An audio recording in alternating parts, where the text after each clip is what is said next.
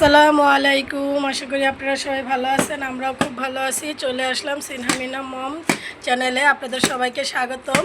তো আমরা এখানে একটা খেলা খেলবো, সিনহা মিনহা এবং আমি মিলে। কি খেলা খেলবো দেখাই আপনাদের। তো আমরা মা মেয়েরা মিলে যে পানির বোতল সোজা করে ফেলার খেলাটা খেলবো, দেখি কে কতবার খুলতে পারে। তো সিনামণি খেলা তো হইল না, আমাকে দাও দেখি। এই আমারটা হয়ে গেছে। হয় নাই, আমার মিনামণি খেলো তো। হয় নাই, আমি একবার, এই আমারটাও হয় নাই, হয় নাই, একদমই হয় নাই, একদমই হয় নাই। সিনামণি পারে না, পারে না। আস্তে আস্তে, এই এই আরেকটু আস্তে খেলো, তাহলেই তো হবে। আরেকটু আস্তে খেলো, হইলো না। খেলো, তুমি তোমার মতো খেলো। হ্যাঁ, তাও হলো না। করো করো, এই হলো না। সিনামণি এখন খেলতে পারছে না। তো সিনহা এবং মিনহামণি কিন্তু সেম সেম ড্রেস আমি বানিয়ে দিয়েছি।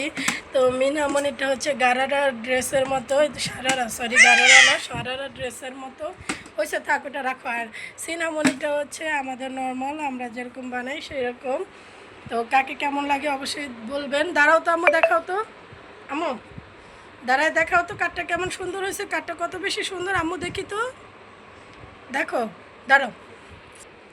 এই তো দেখেন সিনহামণি আর মিনহামণির ড্রেস, কারটা বেশি ভালো লাগতেছে অবশ্যই কমেন্টের মাধ্যমে জানাবেন।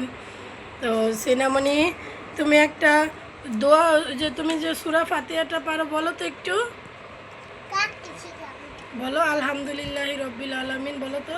আলহামদুলিল্লাহি রাব্বিল আলামিন আর-রাহমানির রহিম মালিকি ইয়াউমিদ্দিন ইয়্যাকা না'বুদু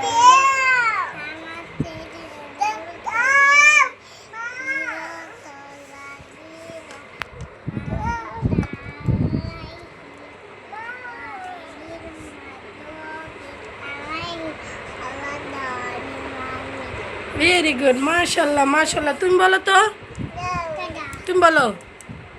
মিনহা, তুমি বলো তো। তো মিনহামণি কিছু বলবে না। মিনহামণি হচ্ছে দুষ্টুমণি বাবু। কিছু কিছু দুষ্টুমণি বাবু আছে না, মিনহামণি হচ্ছে সেই দুষ্টুমণি বাবু। তো আমরা বাইরে একটু দেখি, বাইরের পরিবেশটা দেখেন, খুবই সুন্দর। 2 দিন তো অনেক বৃষ্টি হয়েছে, এখন কিন্তু বৃষ্টি নাই। তো দেখেন নিচের কবরস্থানটা পরিষ্কার সেদিন করছে, এর মধ্যে আবার বাচ্চারা শুধু কান্নাকাটি কান্নাকাটি। একটু মসজিদের বাইরে গেলেই হলো। তো পাশের এই নারকেল গাছে কিন্তু অনেকগুলো নারকেল হয়েছে।